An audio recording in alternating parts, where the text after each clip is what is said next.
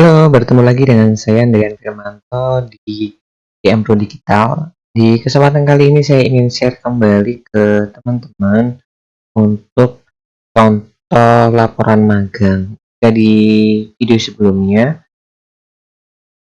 saya sudah share untuk laporan TKJ ya, tetapi kalau di kesempatan kali ini saya ingin share ke teman-teman itu untuk laporan bisnis digital atau BDP. Jadi teman-teman nanti tinggal cek saja teman-teman jurusan apa, nanti tinggal disesuaikan. Dan nggak hanya di situ saja, sebelumnya di channel ini saya juga sudah share banyak contoh untuk laporan-laporan PKL yang bisa teman-teman download. Oke, langsung saja ya tanpa berlama-lama. Di sini saya akan share ke teman-teman untuk berkaitan dengan bisnis digital. Jadi ini adalah hasil laporan dari teman-teman yang sudah magang di IM Pro Digital. Jadi apa itu IM Pro Digital? Jadi teman-teman bisa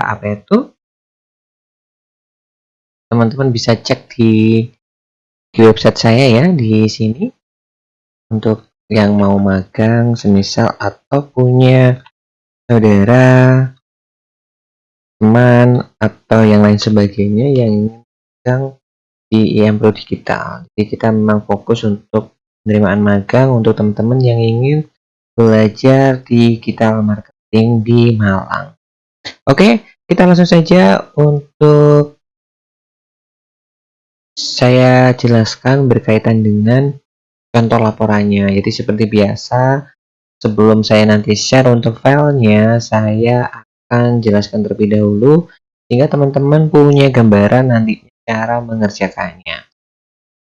Tentunya ketika teman-teman nanti mendownload filenya ini tidak akan sama persis di dunia industrinya ya, atau teman-teman magang di dunia industrinya, tetapi minimal teman-teman itu sudah kebantu untuk beberapa pekerjaannya, sehingga nanti teman-teman misalkan range 0 sampai 100 ya, teman-teman sudah bisa mengerjakan 10 sampai 70% untuk laporannya. Oke, saya jelaskan kembali ya buat teman-teman. Biasanya di awal itu selalu ada temannya, nanti teman-teman bisa nyesuaiin. Misal teman-teman kalau memang tidak di SMK Negeri 1 Turen, berarti teman-teman tinggal nyesuaiin saja logo sekolahannya. Nanti teman-teman tulis untuk nama teman-teman, NIS-nya, dan lain sebagainya. Terus untuk yang di berikutnya, teman-teman di halaman berikutnya teman-teman bisa buat lembar pengesahan ya, praktek kerja lapangan. Jadi lembar pengesahan itu biasanya memang dibubuhkan untuk dunia industrinya. Dunia industri memberikan tanda tangan dan stempel bahwa memang teman-teman itu magang atau PKL di dunia industri. Contohnya ini misal di IM Pro. Jadi teman-teman tinggal buatin saja seperti. Lalu setelah itu laporan juga disahkan untuk lembar berikutnya, ya disahkan mengetahui kepala sekolahnya mungkin. Ya, nanti tinggal disesuaikan saja dengan di sekolahnya. Misal nanti teman-teman tidak butuh di bagian ini, teman-teman tinggal hapus saja ya. Terus berikutnya ada identitas siswa.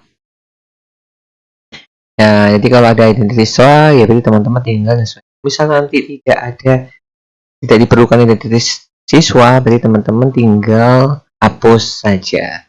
Jadi ini kalau untuk di SMK Negeri 1 Turen itu ada identitas siswanya, jadi teman-teman nantinya tinggal isi saja semisal memang teman-teman dari jurusan SMK Negeri 1 Turen. Terus berikutnya kata pengantar, biasanya nggak jauh berbeda. Kata pengantar ya paling-paling juga seperti ini aja. Nanti teman-teman tinggal gantiin kepala sekolahnya, ibu kaprodinya, terus dunia industri dan lain sebagainya. Jadi nanti teman-teman bisa lakukan editing di sini untuk beberapa pihak yang sudah membantu selama proses pengerjaan laporannya. Terus berikutnya setelah pengantar tuh biasanya ada daftar isi. Jadi teman-teman bisa sesuaikan ya untuk daftar isinya. Nah, di sini ada daftar-daftar isinya. Ini ada berapa bab? Ini ada 3 bab ya, ada bab 1, di bab 2, dan bab 3.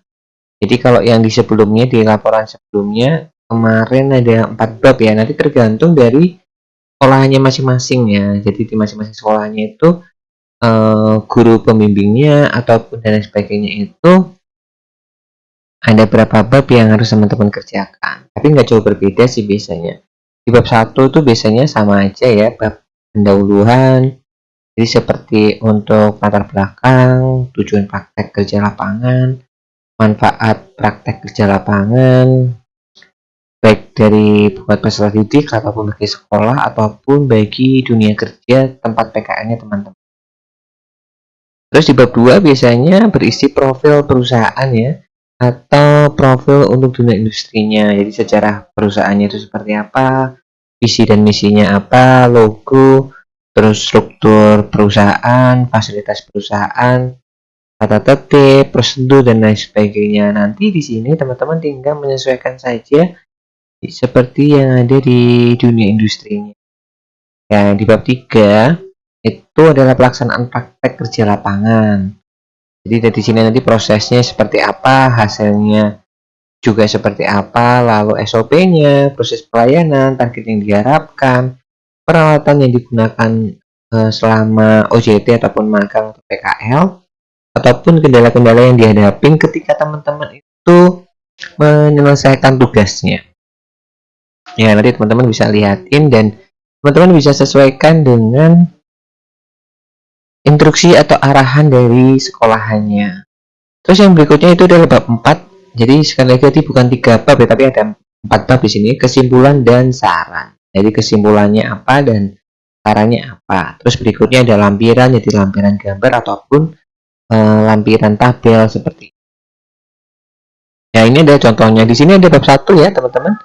Latar belakangnya biasanya untuk di bab 1 ini antara jurusan yang satu dengan jurusan yang lainnya nggak jauh berbeda ya. Sebenarnya teman-teman nanti bisa download, bisa editing dan ngopi saja ya. Ini kebetulan juga nanti fontnya teman-teman juga ganti, misalkan standarnya dia nggak boleh Calibri semisal, Time New Roman semisal, ya teman-teman tinggal sesuaiin aja. Terus tujuan praktek lapangan, terus manfaatnya ya. Terus tadi saya sampaikan di bab kedua profil perusahaannya, teman-teman bisa sesuaiin aja. Kebetulan ini magang di IMPRO Digital ya, jadi mereka menjelaskannya untuk IMPRO Digital. Jadi mulai dari sejarahnya, visi misinya, terus logo, terus struktur, fasilitas perusahaan, tata tertib dan lain sebagainya. Teman-teman bisa nyesuaiin aja.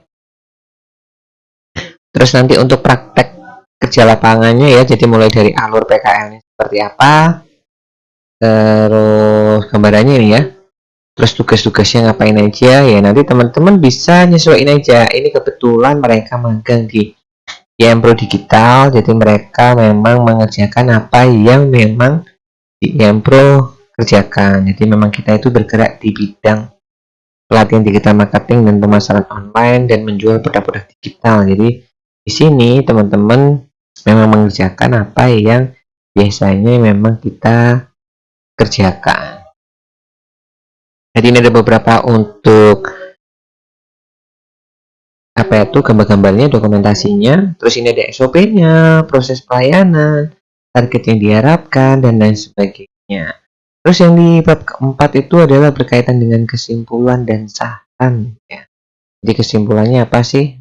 Berkaitan dengan PKL itu, terus sarannya apa? Jadi saran bagi siswa-siswinya, bagi sekolahan, dan tentunya bagi instansi atau bagi dunia industrinya. Jadi ini lampirannya ya. Jadi pengerjaan email, pengerjaan Instagram dan lain sebagainya.